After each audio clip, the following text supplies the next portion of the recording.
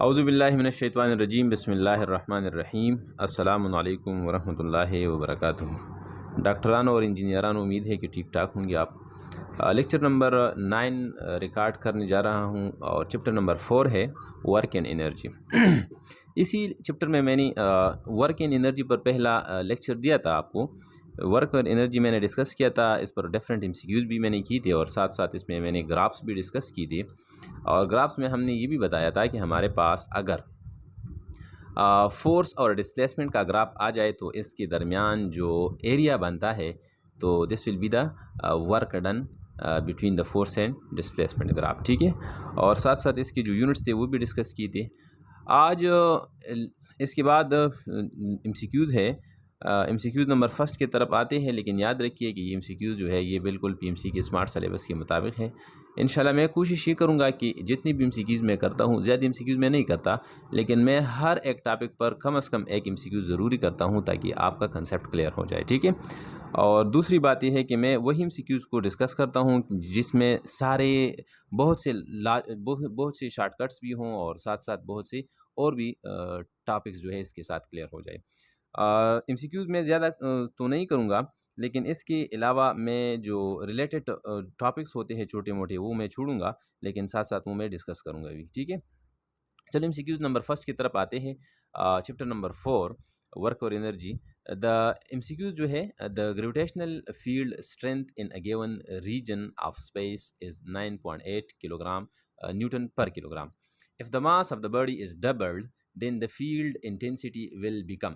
याद रखिए dear students, मैं एमसीक्यूज़ कॉम्प्लिकेटेड एमसीक्यूज़ नहीं दूंगा और मेरे एमसीक्यूज़ का हरगिज़ ये मतलब ये नहीं होगा कि मैं आपको कंफ्यूज करूं या आपको गलत कर दूं। ठीक है, मैं हमेशा एमसीक्यूज़ इसी तरह देता हूं ताकि आपका कंसेप्ट क्लियर हो जाए। ठीक है डियर स्टूडेंट्स, तो एमसीक्यूज़ मैंने आपको दिया है कि एक हमारे पास ग्रेविटेशनल फील्ड स्ट्रेंथ है किसी रीजन में 9.8 किलो न्यूटन पर किलोग्राम। ठीक है, if the mass of the body is doubled, अगर किसी बॉडी का मास डबल कर दिया गया एक रीजन ऑफ स्पेस में, आपको ग्रेविटेशनल फील्ड स्ट्रेंथ दिया गया है 9.8 न्यूटन पर किलोग्राम।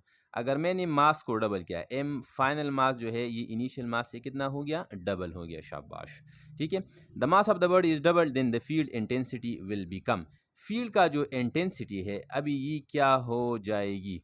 मेरे ख्याल में अभी जो सवाल मैं करता हूँ आपके जहन में भी अभी तक ये नहीं आया होगा कि इस सवाल का मतलब क्या है, लेकिन अभी इंशाल्लाह मैं एक्सप्लेन करता हूँ। एक्सप्लेनेशन के बाद आप देख लोगे कि ये कितना आसान सवाल है। शाबाश, आसान है। Gravitational field strength in region is 9.8 metre newton पर किलोग्राम। ठीक है, इसका क्या मतलब है ग्रेविटेशनल फील्ड स्ट्रेंथ? याद रखिए इसका मतलब है जी के बारे में ये आपसे पूछते हैं कि जी का जो वैल्यू है ये 9.8 न्यूटन पर किलोग्राम है। शाबाश, न्यूटन। आपने डियर स्टूडेंट्स आपने ये सुना होगा जवानी के ज़माने में, सेकंड ईयर में आपने ये सुना होगा, ये यहाँ पर मैं लिखता हूँ, electric field intensity E is equal to F divided by q. क्या? E is equal to F divided force पर यूनिट चार्ज। ठीक है, इसको हम इलेक्ट्रिक फील्ड इंटेंसिटी कहते थे, और यहाँ पर हम जी को भी ग्रेविटेशनल फील्ड इंटेंसिटी कह सकते हैं या ग्रेविटेशनल फील्ड स्ट्रेंथ भी कह सकते हैं। ये बराबर है 9.8 न्यूटन पर किलोग्राम। न्यूटन पर kilogram is also the unit of the electric gravitational field intensity. ठीक है, इसका वैल्यू है 9.8 न्यूटन पर किलोग्राम किसी रीजन में। एक रीजन यहाँ पर मैंने एक पॉइंट यहाँ पर लिया, इसी रीजन में 9.8 न्यूटन पर किलोग्राम है। सवाल में आपसे पूछा गया है इसके बाद कि इसका मास, किसी बॉडी के मास को मैंने डबल कर दिया। ठीक है, इसके मास फॉर एग्जांपल अगर इसकी इनिशियल मास है 2 kg है, ठीक है, इसके मास को मैंने डबल किया, 4 kg मैंने कर दिया, तो आपके ख्याल में अभी ग्रेविटेशनल फील्ड इंटेंसिटी या फील्ड इंटेंसिटी अभी क्या हो जाएगा? लाजमी बात है, there is no doubt that the gravitational field intensity will remain the same. There will be no change in the gravitational field intensity, which you can say that this is also known a gravitational acceleration 9.8 meter per second square. ये आपने सुना होगा कि gravitational field intensity does not depend upon the mass of the body. ठीक है, ये मास पर depend नहीं करता किसी भी बॉडी के लिए। 1 किलोग्राम, 2 किलोग्राम, 3 किलोग्राम, 10 किलोग्राम, किसी भी मास की बॉडी के लिए इसकी ग्रेविटेशनल फील्ड इंटेंसिटी या ग्रेविटेशनल एक्सेलरेशन हमेशा के लिए क्या होगा? कांस्टेंट होगा। If the mass of the body is increased और decreased the gravitational acceleration will remains constant. और यहाँ पर एक एडिशनल इन्फॉर्मेशन है आपके लिए, मैंने आपको यहाँ पर एक वर्ड इस्तेमाल किया, ग्रेविटेशनल फील्ड स्ट्रेंथ। ये मैंने इंटेंशनली इसको इसलिए इस्तेमाल किया ताकि आपको समझ आ जाए कि ग्रेविटेशनल एक्सेलरेशन को हम ग्रेविटेशनल फील्ड स्ट्रेंथ भी कह सकते हैं और ग्रेविटेशनल फील्ड इंटेंसिटी भी कह सकते हैं, ठीक है। तो डियर स्टूडेंट्स, आपका जवाब कौन सा होगा? Which of the following is correct? Option A, B, C and D. Doubled, remain the same, hard, none. Which of the following is correct? Option number B is correct. Means it will remain the same. It does not depend upon the mass of the body. मैंने इसमें explanation इसलिए ज़्यादा किया ताकि आपको समझ आ जाए। प्यारे बच्चों, आपको पता है कि हमारे पास वेट बराबर होता है W is equal to mg। मैं इस तरह लिख सकता हूँ G is equal to W divided by M। इस तरह लिख सकता हूँ, यस, क्योंकि मेरे पास पेन है मैं लिख सकता हूँ, ठीक है। तो आपके पास आएगा W क्या है? W is the weight of the body. Weight of the body के लिए आप इस्तेमाल करते हैं न्यूटन, और M क्या है? मास है। मास के लिए आप क्या इस्तेमाल? किलोग्राम। शाबाश, तो इसका यूनिट हो गया न्यूटन पर किलोग्राम, और यहाँ पर मैंने क्या इस्तेमाल किया है? न्यूटन पर किलोग्राम। इसका मतलब ये हो गया कि न्यूटन पर kilogram is also the unit of gravitational field intensity. अच्छा, यहाँ पर मैं एक सवाल पूछता हूँ, जी के कौन कौन से यूनिट पॉसिबल है? Option number A, metre per second square, yes it is possible. Option number B, newton पर kilogram, yes it is also possible. Option number C, both, yes both are possible. So this is the correct option, ठीक है। इस MCQs में आपको 2-3 MCQs clear हो गए। Field intensity का पता लग गया, ग्रेविटेशनल फील्ड स्ट्रेंथ का पता लग गया, क्योंकि ये दोनों चीज़ें बराबर है। इसी तरह 9.8 न्यूटन पर किलोग्राम और मीटर पर सेकंड स्क्वायर, दोनों इस 4 चीज़ों का पता लग गया। चलो डियर स्टूडेंट्स, ये भी आपको पता है न्यूटन, ये आपने सुना होगा सेकंड ईयर में। अगर आपने सुना नहीं है तो अभी सुनिए कि E equal to F divide by q, electric field intensity is equal to force पर यूनिट चार्ज, ठीक है। फोर्स पर यूनिट चार्ज, इसी जिस तरह ग्रेविटेशनल फील्ड इंटेंसिटी मास, किसी बॉडी के मास पर डिपेंड नहीं करता, इसी तरह electric field intensity does not depend upon the charge of the test, the magnitude of the test charge, ठीक है। it also depend, it only depend upon। अभी सवाल ये है कि ये जी अगर किसी बॉडी के मास पर डिपेंड नहीं करता तो कौन सी चीज पर ये डिपेंड करता है? पता है आपको? यस, आपको पता होना चाहिए। अगर नहीं है तो अभी सुनिए, शाबाश। GME divide by r square, ये कौन कौन से फैक्टर्स पर डिपेंड करता है?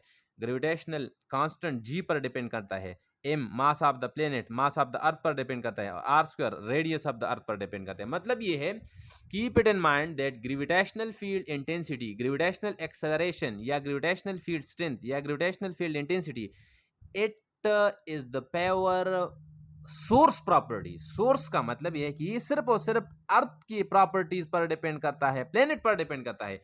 Exactly in the same manner, electric field intensity also only depend upon the source charge from which it is produced. It does not depend upon the test charge of the body. Okay?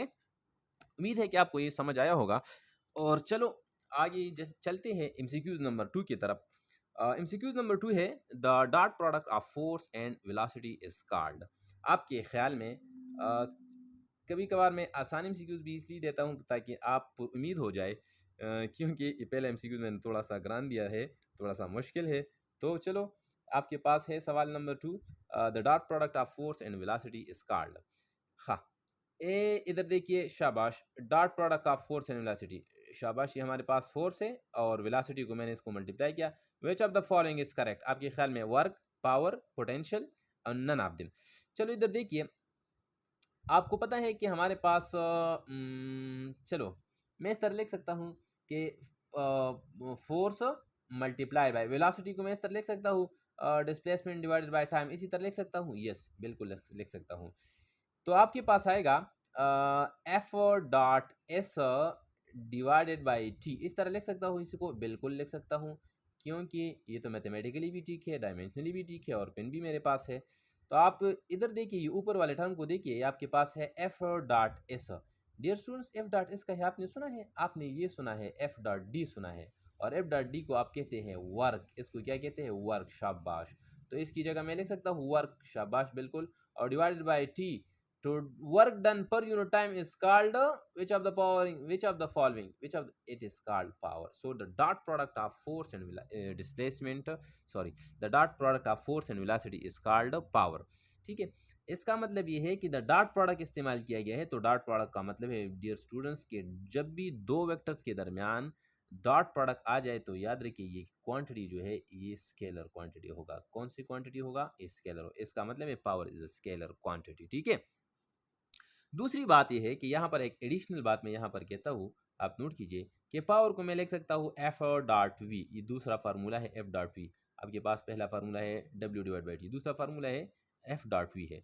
इसको और आपको पता है, आपने ये सुना है कि A dot B is equal to A B cos of theta. इसी तरह आप ये भी लिख सकते हैं कि power is equal to F dot V and cos of theta. आपके पास तीसरा फार्मूला हो गया, ठीक है।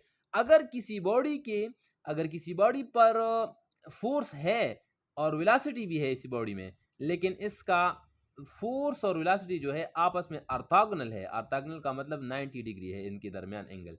तो आपके ख्याल में what should be the power will be equal to zero in that condition whenever both the force and the velocity are perpendicular to each other. What should be the example of it? For example I am having a body which is revolving around a circular path, ठीक है। Body है, इसका velocity का direction ये हो गया और इस पर जो सेंट्रीपिटल फोर्स है, मेरे ख्याल में ये एमसीक्यू मैंने किया भी था, इस पर सेंट्रीपिटल फोर्स सेंटर की तरफ है। तो आपके ख्याल में अगर सवाल इसी तरह आ गया कि what is the power exerted over the body which is revolving around a circular path, the power of that body will be equal to zero, the power exerted, because both are the velocity vector and the force vector are orthogonal perpendicular to each other. That is why there is a dot product between them, so it will be equal to zero. चलो आगे जाते हैं MCQs number 3 की तरफ। Okay, MCQs number 3 है और बड़ा मज़ाक एमसीक्यूज है और मेरे ख्याल में आपको समझ आया होगा, और क्योंकि इससे पहले मैंने आपको कुछ हिंट्स दी। और हिंट है कि if force is given and velocity is also given then the power will be, power find करना है तो मेरे ख्याल में आपको ये आप आसानी से इसको सॉल्व कर सकते हैं, क्योंकि इससे पहले मैंने आपको एक एमसीक्यू नंबर 2 किया और इसमें मैंने आपको बता दिया कि पावर बराबर होता है फोर्स और वेलोसिटी के डॉट प्रोडक्ट के बराबर है, ठीक है स्टूडेंट्स। तो इन दोनों का प्रोडक्ट लीजिए, शाबाश। इन दोनों का प्रोडक्ट आपके पास आएगा, power is equal to F भी दिया गया है। एफ क्या है? आई प्लस जे प्लस के, ये हमारे पास यूनिट वेक्टर है, ये आपने सुना होगा जो मैंने हेट इस पर लगाई, और इसके साथ वेलोसिटी है आई माइनस जे। शाबाश, सुन लिया, गुड। तो आपके पास आएगा। डियर स्टूडेंट्स, आपने ये कहा है, आपने सुना है कि जब भी आपके पास प्रोडक्ट आ जाए और डॉट प्रोडक्ट दो वेक्टर के दरमियान आ जाए, तो याद रखिए आई कंपोनेंट को आई के साथ मल्टीप्लाई करेंगे, जे कंपोनेंट को जे कंपोनेंट के साथ मल्टीप्लाई करेंगे, और के कंपोनेंट को के साथ मल्टीप्लाई करेंगे। ज़्यादातर स्टूडेंट को उम्मीद है पता होगा, लेकिन किसी को अगर पता नहीं है तो वो अपने पास अपने साथ नोट कीजिए, ठीक है, कि डॉट प्रोडक्ट में हम आई को आई के साथ मल्टीप्लाई करते हैं, जे को जे के साथ मल्टीप्लाई करते हैं, और के को के साथ क्योंकि dear students I dot I से 1, जे डॉट जे से 1 और के डॉट के से 1। अगर आपने गलती से आई को जे के साथ मल्टीप्लाई किया तो आपके पास गलत जवाब भी क्या आएगा? ज़ीरो जवाब आएगा, ठीक है, जवाब आएगा ज़ीरो। इसी तरह अगर आपने आई को के साथ मल्टीप्लाई किया तो फिर भी आपके साथ जवाब ज़ीरो आएगा। और हम ज़ीरो से बचने के लिए इनको डायरेक्टली, क्योंकि ज़ीरो अगर आ भी गया तो कोई फ़ायदा नहीं है, लिहाजा हम आई को आई के साथ मल्टीप्लाई करते या करस्पॉन्डिंग कंपोनेंट को इसलिए मल्टीप्लाई करते ताकि हमारे पास कुछ रिजल्ट आ जाए, ठीक है स्टूडेंट्स। हाँ, डॉट प्रोडक्ट में हम सिमिलर कंपोनेंट्स को मल्टीप्लाई करते हैं, और याद रखिए एडिशनल बात कि क्रॉस प्रोडक्ट में हम अपोजिट मीन्स सिमिलर को मल्टीप्लाई नहीं करेंगे, मतलब आई को जे आई के साथ मल्टीप्लाई नहीं करेंगे, आई को जे के साथ, जे को के साथ, के को आई के साथ मल्टीप्लाई करेंगे, ठीक है, समझ आ गया बात, ठीक है। हाँ, मल्टीप्लाई कीजिए, शाबाश, आई को आई के साथ, शाबाश, आई को आई, आपके पास आएगा आई डॉट आई, शाबाश बच्चों, आपके पास आएगा जे को जे के साथ, शाबाश, ये भी प्लस है, ये भी प्लस प्लस आ गया, यहाँ पर प्लस है, जे के साथ प्लस है, और यहाँ पर क्या है? माइनस है, तो आपके पास है जे डॉट जे, इसी क्या है? शाबाश 1, तो मैंने लिख लिया -1, क्योंकि यहाँ पर माइनस है। और आपको पता है प्यारे बच्चों कि जब आपको माइनस और प्लस मल्टीप्लाई हो जाए तो ये माइनस नहीं, ये जोरावर है, जोरावर, इट इज़ पावरफुल, तो आपके पास -1 जवाब आएगा। तो यहाँ पर मैंने -1 लिख लिया, और के का जो दोस्त नहीं है तो के को मैं मल्टीप्लाई करता हूँ ज़ीरो के साथ, तो आपके पास आएगा ज़ीरो जवाब, ठीक है।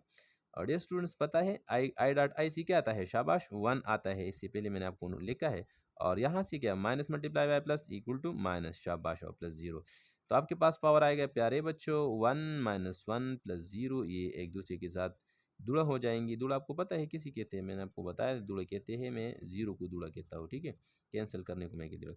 तो दिस इज़ द, शाबाश, this is what, option number D is the correct option. उम्मीद है कि मेरी बातें आपको समझ आती है, लेकिन still if you are facing some problem in my writing, in my saying, in my words, in my speaking, in my other issues, if you having, you can ask me in your comment box, ठीक है? Your all comments, questions are cordially accepted and inshallah they will be responded positively, okay? चलो प्यारे बच्चों, आगे जाते हैं। MCQs number 4 हमारे पास है, बड़ा ही इंटरेस्टिंग, ज़बरदस्त और मज़ानाक सवाल है। MCQs नंबर 4 है कि हमारे पास कि the ratio of powers for the given graphs are, ठीक है, ये मैंने गलती से, शाबाश, इस लिखा है। हाँ, इसमें रेशो ऑफ पावर क्या है डियर स्टूडेंट्स, आपको ग्राफ बनाए गए हैं। ग्राफ में यहाँ पर एक बना टी है एक साइड पर और दूसरी साइड पर वर्क दिया है, वर्क किया है। तो यहाँ पर आपसे पूछते हैं कि इसका पावर इसका फाइंड कीजिए। इसका P1 है, P1 ऊपर है 60 डिग्री के लिए और P2 नीचे है, ये 45 डिग्री के लिए है। हाँ, बच्चों, पहली बात तो ये है कि इसका मतलब ये है कि अगर वर्क और टाइम के दरमियान ग्राफ आ जाए तो याद रखिए कि ये कौन सी चीज़ को रिप्रेजेंट करता है, पावर को, क्योंकि आपको पता है कि इसका एरिया फाइंड कीजिए। शाबाश, area, oh sorry sorry sorry, I am given, sorry, यहाँ पर मैंने आपको एक बात बताया कि इसका इन दोनों को मल्टीप्लाई के W multiply by T, W multiply by T हमारे पास कौन सी क्वांटिटी है। हाँ, चलो, मैं क्या कह रहा था। हाँ, यहाँ पर अगर ग्राफ आपको वर्क और टाइम के दरमियान दिया गया है तो इनके दरमियान, तो आपके पास अगर आप इनके दरमियान अगर आप एरिया फाइंड करना चाहते हैं तो अगर आप एरिया को फाइंड कीजिए तो डब्ल्यू क्लास टी है। डब्ल्यू क्लास टी का मतलब ये है कि ये कौन सी क्वांटिटी है, W class T, P divided by, sorry, P equal to W divide by T, और डब्ल्यू क्लास टी कौन सी क्वांटिटी है यार। हाँ, ये तो ऐसी क्वांटिटी है, चलो इसको छोड़िए, क्योंकि यहाँ पर आपसे पूछते हैं कि इनके दरमियान इसका पावर फाइंड कीजिए। तो इसी ग्राफ को, इसका पावर फाइंड करने के लिए आप इसका स्लोप फाइंड करेंगे, ठीक है। और स्लोप आप जानते हैं, स्लोप आप कहते हैं perpendicular quantity divide by horizontal quantity है, मतलब है परपेंडिकुलर डिवाइड बाय बेस। इसको आप टेंजेंट थीटा भी कहते हैं, ठीक है students. Tangent theta is equal to perpendicular. Tangent theta जो है ये किसी भी क्वांटिटी का, अगर आप किसी क्वांटिटी का किसी ग्राफ का टेंजेंट क्वांटिटी फाइंड कीजिए तो ये बराबर होता है स्लोप के बराबर होता है, ठीक है। तो the slope of W T graph, the slope of W T graph जो है, this gives you the power, ये आपको पावर देगा, क्योंकि आपके पास है स्लोप क्या है, परपेंडिकुलर डिवाइड बाय हॉरिजॉन्टल। शाबाश, परपेंडिकुलर क्या है, डब्ल्यू है, और हॉरिजॉन्टल क्या है, टी है। तो W divide by T means power. मतलब ये है कि ये एक अलग एमसीक्यूज क्लियर हो गया कि द स्लोप ऑफ, एमसीक्यूज ये कवर हो गया कि the slope of W T graph gives you the power. ये कौन सी क्वांटिटी आपको देगा, शाबाश, पावर देगा, याद रखिए। लेकिन यहाँ पर मैं एक और ग्राफ बनाता हूँ, इधर देखिए, शाबाश, ये हमारे पास है, ये मेरे पास पावर हो गया, ये हमारे पास टाइम हो गया। अभी इनके दरमियान जो एरिया बनता है, एरिया, एक और मार्कर से मैं ड्रा करता हूँ, इनके दरमियान जो एरिया बनता है, ये वाला एरिया, ये इनके दरमियान जो एरिया, ये कौन सी क्वांटिटी है, इधर देखिए, इन दोनों को मल्टीप्लाई किए, पी क्रॉस टी आपके पास वर्क है। हाँ, the area between power and time graph gives you the energy, but the slope of W T graph gives you the power. ये आपको कौन सी क्वांटिटी देगा, ये आपको पावर देगा, शाबाश। हाँ, ये सवाल तो, ये मसला तो हल हो गया कि ये ग्राफ जो है ये हमें पावर देता है। अभी सवाल ये है कि इनके पावर का रेशो फाइंड करना है। तो पावर का रेशो तो आप आसानी से फाइंड कर सकते हैं। P1 का मतलब ये ऊपर वाला 60 वाला, ये तो देखिए P 60 degree divide by P 45 degree, शाबाश, ठीक है। इनकी पावर का रेशो फाइंड करना है, शाबाश। हाँ, तो इधर देखिए, P 45 टेंजेंट पहले क्या लेंगे, टेंजेंट 60 लेंगे, इसके बाद टेंजेंट ऑफ 45 लेंगे। डियर स्टूडेंट्स, आपको पता है टेंजेंट 60 किसके बराबर होता है, ये sine 60 divide by cos of 60 के बराबर होता है। और पता है कि साइन 60 किसके बराबर होता है, ये बराबर होता है √3 डिवाइड बाई 2 के। और cos 60 किसके बराबर, ये बराबर होता है 1/2 के बराबर होता है। शाबाश। तो आपके पास आएगा √3 डिवाइड बाई 2 और इसको उल्टा करेंगे तो आपके पास आएगा √3। मतलब ये है कि टेंजेंट 60 बराबर होता है किसके बराबर है, √3 के। और ये भी पता है कि टेंजेंट 45 बराबर होता है 1। तो आपके पास रेशो आएगा √3:1। This is the correct option. So ये यहाँ पर मैंने ऑप्शन तो नहीं लिखे हैं, तो आपके पास जवाब ये होगा। ठीक है। यहाँ पर मैं एक इम्पॉर्टेंट बात आपको कहना चाहता हूँ, और ये है कि अपने पास डियर स्टूडेंट मैं बार बार ये कहता हूँ कि अपने पास ये टेबल जो है, ये ट्रिग्नोमेट्रिक रेशो वाला टेबल जो है, ये अपने पास ज़रूर अपने साथ रखिए और इसको मुकम्मल रटा कीजिए ताकि आपको याद हो, कोई प्रॉब्लम ना हो। ठीक है। तो मैंने यहाँ पर लिखा भी था, लेकिन ये आसानी से आपको मिल सकता है, नेट में भी आपको मिल सकता है कि sin 0, sin 45, sin 30, sin 60, sin 90, sin 180 इससे बराबर होता है। इसी तरह कास के लिए भी और इसी तरह टेंजेंट के लिए भी फाइन कीजिए। ठीक है। तो मेरा ख्याल है कि ये आपको समझ आया होगा। तो याद रखिए यहाँ पर पहला पावर जो है ये √3 है और दूसरा क्या है, ये 1 है। तो इसका मतलब हुआ जिसके दरमियान एंगल ज़्यादा होता है, जिस पावर के दरमियान जिसका एंगल ज़्यादा होता है तो इसका पावर ज़्यादा होगा, और जिसका एंगल कम है तो इसका पावर कम है। ठीक है। चलो आगे जाते हैं। हाँ, MCQs नंबर 5 है हमारे पास। MCQs नंबर 5 की तरफ आते हैं। Two bodies weighing 50 Newton and 40 Newton goes upstairs in 25 seconds and 20 seconds respectively. The ratio of powers will be. इसका ratio of power क्या होगा? हाँ, ये पावर पर दूसरा MCQs है, तो आप इसको मेरे ख्याल में आसानी से फाइंड कर सकते हैं। P1 और P2 को आप फाइंड कर सकते हैं। P1 बराबर होता है W1 डिवाइड बाई T1। इसी तरह P2 बराबर होता है W2 डिवाइड बाई T2। ठीक है। यहाँ पर आपके पास आएगा इसी तरह आपके पास आएगा P1 divided by P2 is equal to, ये W हमारे पास बराबर होता है FD के बराबर होते हैं। ठीक है। तो मैं लिख सकता हूँ F1 D1 divide by T1। इसी तरह अगर इसको मैं उल्टा करूँ तो आपके पास आएगा T2 divide by F2 D2। ठीक है। हाँ डियर स्टूडेंट्स, आपसे ये कहते हैं, सवाल ये पूछते हैं कि दो बॉडीज है, एक का वेट है 50 न्यूटन, दूसरी का 40, और ये एक बॉडी जो है डिस्टेंस कवर करता है अपस्टेयर, स्टेयर पर ऊपर जाता है तो ये 25 सेकंड लेता है, और दूसरी बॉडी ये 20 सेकंड लेता है।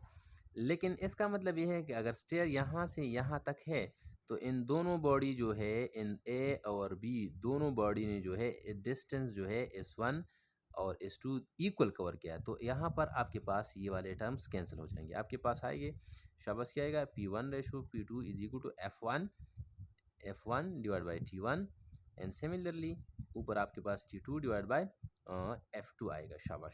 F2 हमारे पास फोर्स है तो आपके पास आएगा, और वेट क्या है, वेट आपको दिया गया है, वेट तो हमारे पास फोर्स है क्योंकि weight is the attractive force of the earth. F1 क्या है, 50 न्यूटन है। शाबाश।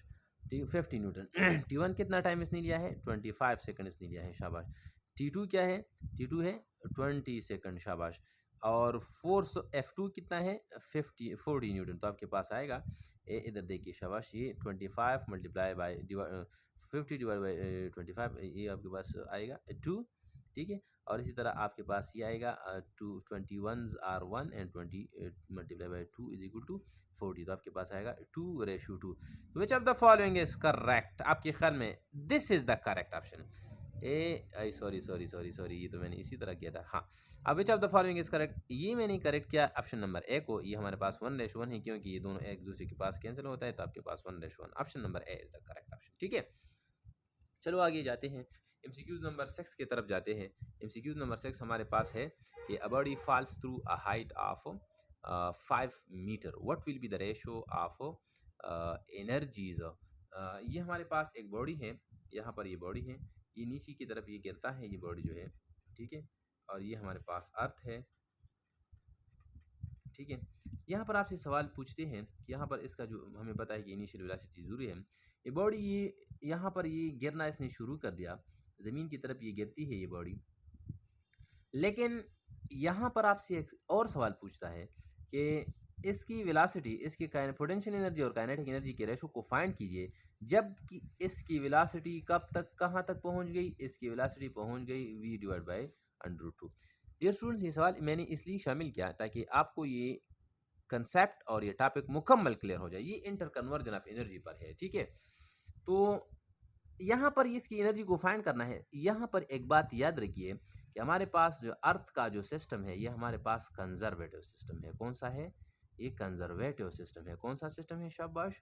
कंजर्वेटिव सिस्टम आप ऐसे सिस्टम को कहते हैं जहाँ पर टोटल एनर्जी जो है ये कांस्टेंट होती है। और प्यारे बच्चों, आपको पता है कि टोटल एनर्जी किसके बराबर होता है? ये पोटेंशियल एनर्जी और काइनेटिक एनर्जी के सम के बराबर होता है। तो मैं इस तरह लिख सकता हूँ कि अगर हमारे पास 10% पोटेंशियल एनर्जी में डिक्रीज आ गया, तो याद रखिए काइनेटिक एनर्जी में 10% क्या आएगा? ये इसमें 10% इंक्रीज आएगा, क्योंकि ये टोटल एनर्जी कांस्टेंट रहेगा। चलो, इसका मतलब ये हो गया, अगर पोटेंशियल एनर्जी में 50% डिक्रीज आ गया तो काइनेटिक एनर्जी में 50% इंक्रीज आएगा। अगर एक क्वांटिटी में इंक्रीज आता है तो दूसरे में लाजमी है कि दूसरे में डिक्रीज आएगा। और जितना इंक्रीज आया है पहले बॉडी में, पहली क्वांटिटी में, तो दूसरी क्वांटिटी में इतना ही डिक्रीज आएगा, क्योंकि increase might be compensated with the increase. Increase और डिक्रीज एक दूसरे को कंपेंसेट करेगा, ठीक है। तो यहाँ पर आपसे सवाल पूछते हैं कि अगर वेलोसिटी किसी बॉडी की v/2 हो गया, v/√2, इसी बॉडी जो यहाँ से जो मोशन स्टार्ट किया था, अगर इसकी वेलोसिटी v डिवाइड बाई √2 हो गया, तो आपके ख्याल में इसका काइनेटिक एनर्जी और पोटेंशियल का रेशो फाइंड कीजिए। तो ये आसान है। क्यों आसान है प्यारे बच्चों? आसान इसलिए है कि यहाँ पर आप इस तरह करेंगे कि इसकी काइनेटिक एनर्जी को फाइंड करेंगे या पोटेंशियल एनर्जी को फाइंड करेंगे, ठीक है। चलो मैं काइनेटिक को फाइंड करता हूँ। आपको पता है काइनेटिक एनर्जी हाफ mv² के बराबर होता है। चलो ये यहाँ पर ये वेलोसिटी पुट कीजिए तो आपके पास आएगा हाफ m और v की जगह मैं क्या करूँगा? आई शाबाशी, ये मैंने पुट किया v डिवाइड बाई √2। तो आपके पास आएगा फाइनल, इसकी जो अभी काइनेटिक एनर्जी इसके साथ है, ये आपके पास आएगा ए हाफ mv² डिवाइडेड बाई ये 2 अपनी जगह और ये √2 जो है ये इसके साथ, ये 2 के साथ कैंसिल होता है, आपके पास आएगा 2। मतलब ये हो गया क्या, यहाँ पर इस बॉडी के साथ ये 2 को मैं कॉमन लेता हूँ, आपके पास आएगा 1/2 इंटू हाफ mv²। शाबाश। तो आपके पास आएगा नज़र आती है? यस, आपके पास आएगा final kinetic energy equal half, और ये तो इनिशियल काइनेटिक एनर्जी के बराबर है, ठीक है। मतलब अभी इसी पॉइंट पर इसने हाफ काइनेटिक एनर्जी गेन किया है, गेन, ठीक है। ये सवाल अगर ये इसी तरह होता कि बॉडी ऊपर की तरफ जाता है तो बेहतर होता, लेकिन चलो इसी तरह है, ये भी कोई बात नहीं। अगर काइनेटिक एनर्जी यहाँ पर इस बॉडी के साथ हाफ काइनेटिक एनर्जी इसके साथ है, तो इसका मतलब ये है डियर स्टूडेंट्स, जिस तरह मैंने यहाँ पर आपको बताया कि अगर हाफ हमारे पास इसके पास काइनेटिक है तो इसके पास पोटेंशियल कितनी होगी? पोटेंशियल भी हाफ होगी, ठीक है, क्योंकि half plus half is equal to 1, क्योंकि दोनों को का टोटल एनर्जी को कांस्टेंट रखना होगा। तो यहाँ पर आपके पास आएगा हाफ पोटेंशियल हाफ, मतलब आप इसी तरह कह सकते हैं कि 50% काइनेटिक 50% पोटेंशियल। 50 का मतलब है 150, ये आपके पास 1:1। Option number A is the most correct suitable answer. चलो आगे जाते हैं। अगर स्टिल कोई प्रॉब्लम हो तो आप इसी सवाल को और भी तरीके से सॉल्व कर सकते हैं, या यही छोड़िए, काइनेटिक एनर्जी पहले फाइंड कीजिए। अगर इसने यहाँ पर ये आपसे पूछा कि अगर वेलोसिटी v/4 हो गया, सॉरी v/2 हो गया, तो अब फिर आप फाइंड कीजिए। तो वेलोसिटी का यहाँ पर काइनेटिक एनर्जी में फिर v/2 पुट करेंगे। यहाँ पर देखिए, यहाँ पर मैंने पुट किया है v डिवाइड बाई √2। फिर अगर v/2 दिया गया तो फिर आप पुट करेंगे v/2, तो फिर आपके पास काइनेटिक एनर्जी फाइंड करेंगे। अगर आपके पास काइनेटिक एनर्जी 50% है तो पोटेंशियल भी 50 होगा। अगर आपके पास काइनेटिक एनर्जी 25% है तो पोटेंशियल एनर्जी 75 होगा। अगर आपके पास काइनेटिक एनर्जी 90% तो पोटेंशियल 10% होगा। इसी तरीके से आप मतलब वेलोसिटी से काइनेटिक एनर्जी फाइंड करेंगे और काइनेटिक एनर्जी फिर अंदाज़ा लगाइए कि काइनेटिक एनर्जी कितनी है, तो रिमेनिंग जो है ये पोटेंशियल एनर्जी होगी। दोनों को ऐड करेंगे तो आपके पास टोटल एनर्जी होगा। यहाँ पर मैं एक ग्राफ ड्रा करता हूँ, याद रखिए डियर स्टूडेंट्स, ये ग्राफ का मतलब ये होगा कि इसका इसी तरह ग्राफ ड्रा करता हूँ कि यहाँ पर ये मेरे पास, अगर हमारे पास ये टोटल एनर्जी है, टोटल एनर्जी का ग्राफ हो गया, तो ये हो गया आई शाबाशी, ये हो गया पोटेंशियल एनर्जी, ठीक है, और ये हो गया काइनेटिक एनर्जी, ठीक है, ए शाबाशी। ये हो गया काइनेटिक एनर्जी। मतलब ये है कि ये हमारे पास जो है ये टोटल एनर्जी का ग्राफ होगा, ये बिल्कुल स्ट्रेट होगा, इसमें किसी भी पॉइंट पर चेंज नहीं आएगा। हाँ, पोटेंशियल एनर्जी में एक्सपोनेंशियल चेंज आएगा, इसी तरह काइनेटिक एनर्जी में भी एक्सपोनेंशियल चेंज आएगा। कहीं ये इंक्रीज़ होगा, कहीं ये डिक्रीज़ होगा, लेकिन टोटल एनर्जी कांस्टेंट होगा। ये मैंने सिंपल हार्मोनिक मोशन के लिए और साथ सिंपल पेंडुलम की ड्रा किया। सिंपल पेंडुलम आप जानते हैं ना, इसके लिए मैंने ड्रा किया। ठीक है, चलो आगे जाते हैं एमसीक्यूज नंबर नेक्स्ट की तरफ। एमसीक्यूज नंबर नेक्स्ट है, एमसीक्यूज है 7 कि horse power multiply by year is the unit of. आपके ख्याल में ये कौन सी क्वांटिटी का यूनिट है? हाँ, ये आसान मैंने इसलिए दिया था कि आपको थोड़ा सा आसान लगे और थोड़ा सा उम्मीद भी पैदा हो जाए। मेरे ख्याल में मेरे एमसीक्यूज तो ज़्यादातर आसान है और मैं कोशिश करूँगा कि ऐसे एमसीक्यूज आपको दे दूँ, ऐसे एमसीक्यूज लिख लूँ कि ताकि आपको फ़ायदा पहुँचाए। डियर स्टूडेंट्स, मेरे कॉम्प्लिकेटेड एमसीक्यूज का हरगिज़ ये मतलब नहीं होगा, या मेरे किसी भी एमसीक्यूज का मतलब ये हरगिज़ नहीं होगा कि मैं आपको कंफ्यूज करूँ या आपको गलत कर दूँ, क्योंकि मैं आपको सिर्फ़ और सिर्फ ये सदका जारिया समझ कर मैं आपके साथ शेयर करता हूँ। ठीक है, और मैं ये ज़्यादातर असातिज़ा यही इसी तरह होते हैं कि जितना ज़्यादा इल्म ट्रांसफ़र करता है, इनके स्टूडेंट्स ज़्यादा सीखते हैं तो ज़्यादा खुश हो जाती है। इसी तरह में भी यही हमारी खुशी है। इधर देखिए डियर स्टूडेंट्स, आपको पता है पावर बराबर होता है वर्क डिवाइड बाय टाइम की। ठीक है, पावर का जो यूनिट है, वर्क का यूनिट है, ये हमारे पास एनर्जी है, एनर्जी। ठीक है, ये हमारे पास क्या है, वर्क हमारे पास एनर्जी है, और ये टी हमारे पास टाइम है। तो मैं इस तरह लिख सकता हूँ, और ये पावर क्या है, ये हमारे पास चलो मैं लिखता हूँ पावर। ठीक है, power is equal to energy divided by time. ठीक है, इसको इधर आप मल्टीप्लाई करें, शाबाश, टाइम को पावर के साथ मल्टीप्लाई करें तो आपके पास आएगा power multiply by time is equal to energy. इसी तरह लिख सकता हूँ, यस बिल्कुल लिख सकता हूँ। तो आपके पास आएगा डियर स्टूडेंट्स पावर का, यहाँ पर एक हार्स पावर है, हार्स पावर। ठीक है, क्या ये है, हार्स पावर एक यूनिट इस्तेमाल किया है। और आपको पता है हार्स पावर हमारे पास 1 हार्स पावर 746 वाट इसके बराबर। मतलब ये है कि हमारे पास ये हार्स पावर जो है ये पावर का यूनिट है। तो याद रखिए, किसी भी unit of power, any unit of power, any unit of power multiply by any unit of time, any unit of time, किसी भी पावर का कोई भी यूनिट टाइम की किसी भी यूनिट से अगर आप मल्टीप्लाई करेंगे तो ये आपको कौन सी क्वांटिटी देगी, ये एनर्जी देगा। मतलब ये this is a work, yes work भी एनर्जी है, काइनेटिक एनर्जी भी एनर्जी है, पोटेंशियल भी, ऑल पावर नहीं, पावर के नहीं है, ऑल ऑफ देम, मतलब all of them except option E. Option E के अलावा ये सारे ऑप्शन का यूनिट है।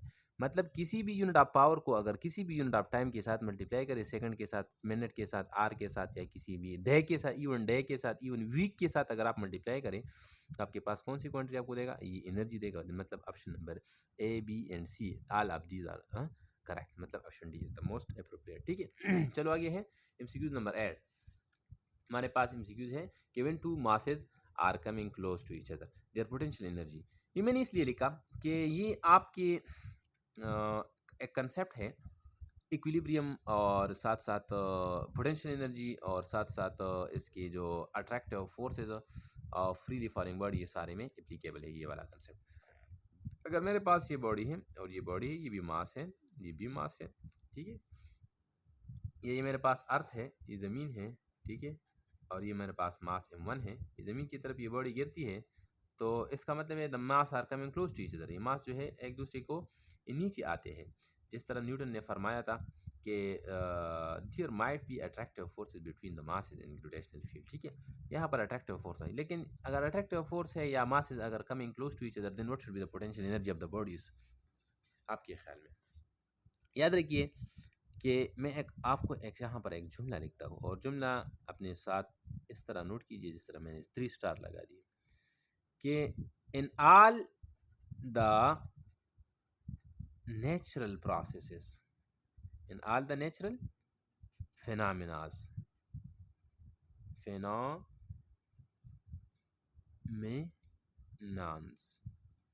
The potential energies of the system is decreasing.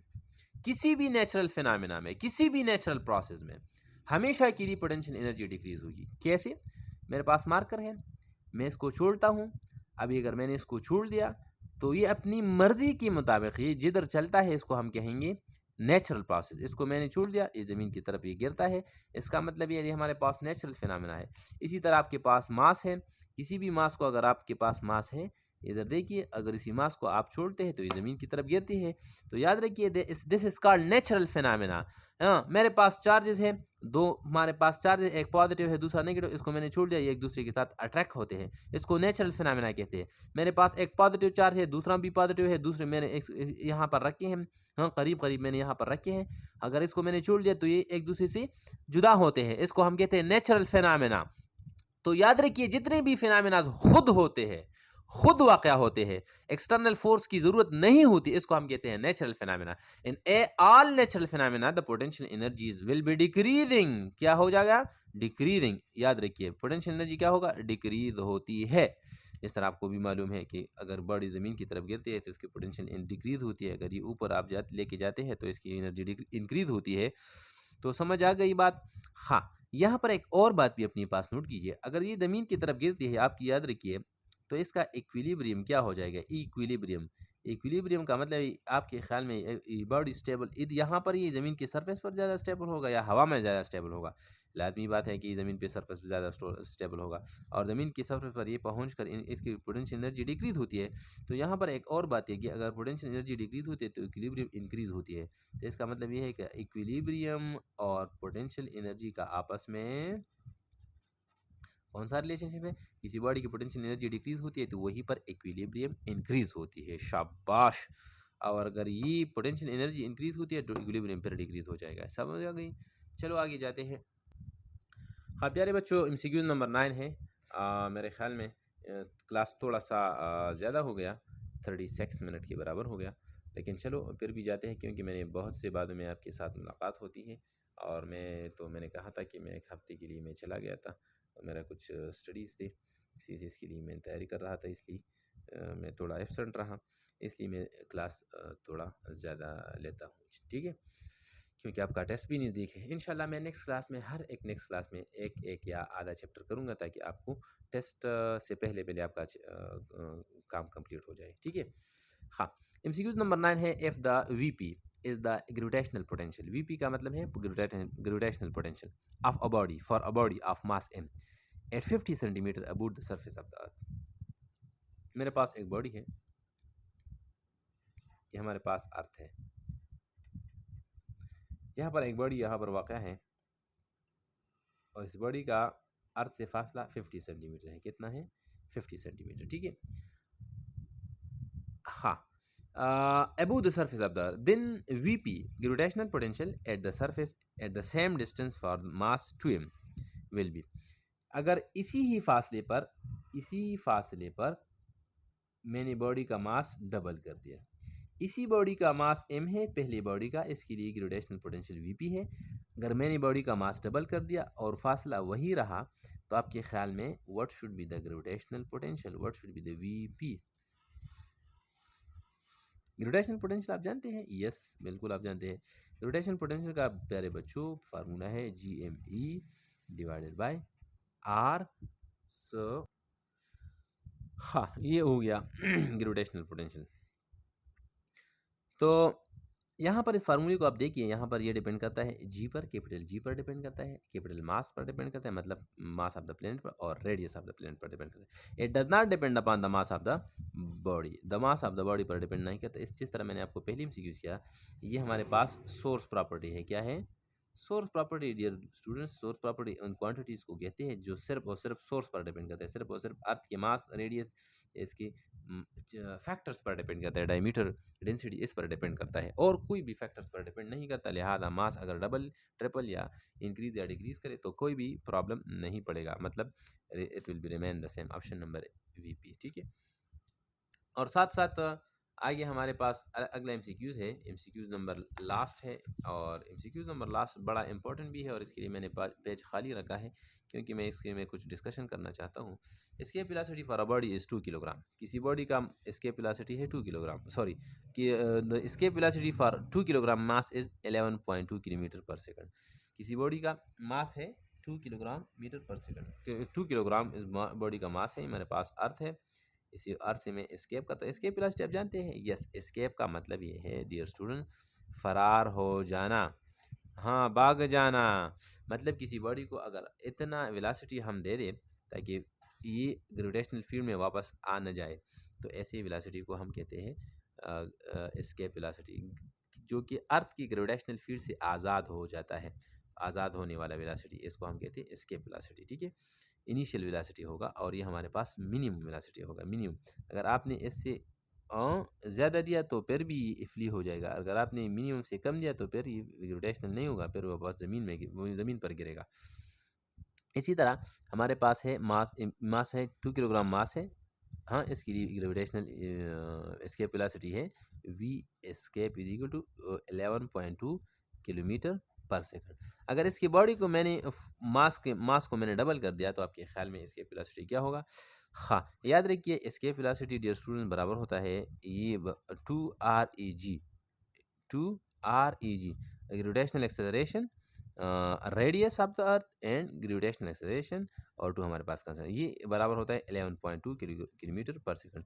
It does not depend upon the mass of the body पर depend नहीं करता है, बिल्कुल मास ऑफ द बॉडी पर डिपेंड नहीं करता, it depends only upon the mass of the planet, it is a source property, लिहाजा the gravitation the escape velocity will be remain the same. So आपके ख्याल में कौन सा ऑप्शन करेक्ट है? ए, बी, सी, डी या ई? None of this. कौन सा करेक्ट है? ये वाला? नो, क्योंकि यहाँ पर किलोग्राम पर सेकंड इस्तेमाल किया गया है, लिहाजा ये वाला ठीक नहीं है। हालांकि हाँ 11.2 किलोमीटर पर सेकंड है, ठीक है, यहाँ पर किलोग्राम नहीं है, तो मतलब ये है option number E is the correct option. Dear students, प्यारे बच्चों, मैं आपको एक एमसीक्यूज यहाँ पर करवाना चाहता हूँ और ये मेरे ख्याल में इंशाल्लाह बहुत फ़ायदेमंद होगा। लेकिन इसके जो जिस चीज़ से मैं आखिर में आपको ये कहता हूँ कि ये हमारे पास लास्ट फार्मूला है, तो आप ज़रूर इसको नोट कीजिए। आपको पता है हमारे पास वेट है, हमारे पास है mg, और ये mg जो है ये असल में ये आपको पता है g हमारे पास बराबर है G M divide by R square के बराबर है। ठीक है, ग्रेविटेशनल एक्सेलरेशन, इसको मैं इस तरह भी लिख सकता हूँ कि g is equal to G M R multiply by R. ठीक है, तो आपके पास आएगा जी आर, आपके पास आएगा G M divide by R, इसी तरह लिख सकता हूँ। यस, बिल्कुल। और एस्केप वेलोसिटी का इक्वेशन क्या है? 2REG। ठीक है, मतलब ये है कि अगर आपके पास एस्केप वेलोसिटी का इक्वेशन है 2REG, तो यहाँ पर जो ब्रैकेट में आपको एक इक्वेशन नज़र RG नज़र आता है, तो इस RG को मैं रिप्लेस करता हूँ इसी के साथ रिप्लेस करता हूँ, इसको रिप्लेस करें, शाबाश, इसी को रिप्लेस करें, शाबाश है, शाबाश। तो आपके पास आएगा escape velocity is equal to 2GM divide by R and whole under. This is the another equation of the escape velocity. ठीक है, ये भी अपने साथ नोट कीजिए। प्यारे बच्चों, याद रखिए, अगर मैंने एम मास पर यूनिट वॉल्यूम का नाम आपने सुना है? बिल्कुल सुना है। आपके पास आएगा डेंसिटी, और ये भी आपको पता है कि अर्थ का डेंसिटी हमारे पास स्फेयर है, स्फेयर के लिए हम 4/3 पाई आर क्यूब इस्तेमाल करते हैं। आई शाबाशी, ये वॉल्यूम हो गया, मैंने वॉल्यूम को यहाँ पर ट्रांसफ़र कर दिया, तो आपके पास आएगा ये मैंने 4/3 pi r cube of the volume of the body, और डेंसिटी को मैंने अपनी जगह पर पुट कीजिए। तो यहाँ पर मैंने एम फाइंड किया, एम यहाँ पर फिर पुट कीजिए, तो आपके पास आएगा। इसको बहुत गौर से सुनिए क्योंकि ये इंतहाई इम्पोर्टेंट है, शाबाश। 2G डिवाइड बाई आर अपनी जगह पर, और एम की जगह मैं लिख सकता हूँ 4/3 पाई आर क्यूब एंड रो, शाबाश। यहाँ पर कुछ फैक्टर्स ऐसे हैं जो कैंसिल होते हैं। कौन कौन से फैक्टर? आर क्यूब से एक आर कैंसिल हो जाएगा। इसी तरह A4 को मैं बाहर निकालता हूँ तो आपके पास आएगा 4 को अंडर रूट से बाहर निकाल तो आपके पास 2 आएगा। ठीक है, और डियर स्टूडेंट्स, आपके पास यहाँ पर आर स्क्वायर है, बच गया है। तो अगर आर स्क्वायर को आप अंडर रूट से निकालते हैं तो सिर्फ आर निकल जाएगा, तो मैंने लिख लिया 2R, 2 मतलब 4 से 2 बन जाएगा, आर स्क्वायर से आर बन गया, और अंदर आपके पास रह गए हैं जी पाई डेंसिटी। ठीक है, एमसीक्यूज मैंने इसलिए लिखा डियर स्टूडेंट, इधर देखिए कि अगर किसी सवाल में इसी तरह आपको आ गया कि radius of the planet is doubled, if the diameter is doubled, then what should be the escape velocity. याद रखिए ये रेडियस के साथ डायरेक्टली डिपेंडेंट है। रेडियस, हाँ, अगर डेंसिटी कांस्टेंट है तो ये रेडियस पर डायरेक्टली डिपेंड, अगर इसी तरह सवाल आ गया कि डियर स्टूडेंट्स की हमारे पास है अगर एक बॉडी अर्थ का एक प्लेनेट है अर्थ जिसकी डेंसिटी अर्थ की डेंसिटी के बराबर है लेकिन इसका रेडियस डबल है तो आपके पास वेलोसिटी एस्केप वेलोसिटी क्या होगा 2r। और डियर स्टूडेंट्स आपको पता है 2r कैसे कहते हैं इसका आप कहते हैं r एक हाफ फासले को r कहते हैं ये भी है और इसको आप d भी कहते हैं मतलब 2r ये d के बराबर है। तो आप इसी तरह आपके पास दूसरा फार्मूला आएगा एस्केप वेलोसिटी का चौथा फार्मूला पहला दूसरा तीसरा और चौथा आएगा डी 2r की जगह क्या आएगा डी हो जाएगा ठीक है कुछ बात याद आ गई चलो छोड़िए। हाँ तो आपके पास आए escape velocity is equal to D into 4 pi N sorry यहाँ पर 4 नहीं है यहाँ पर जी है जी पाई इंटू डेंसिटी। मतलब ये इसी तरह अगर सवाल आ गया कि F the radius is double अगर रेडियस को डबल कर दिया गया if the diameter is doubled then what should be the escape velocity is directly proportional to the diameter and the radius of the body। चलो dear students इंशाल्लाह next lecture में आपके साथ देखेंगे और ये आज का आखिरी टॉपिक होगा इसी चैप्टर का आखिरी टॉपिक हो गया और इंशाल्लाह see you back in the next lecture. Thank you Allah पमान।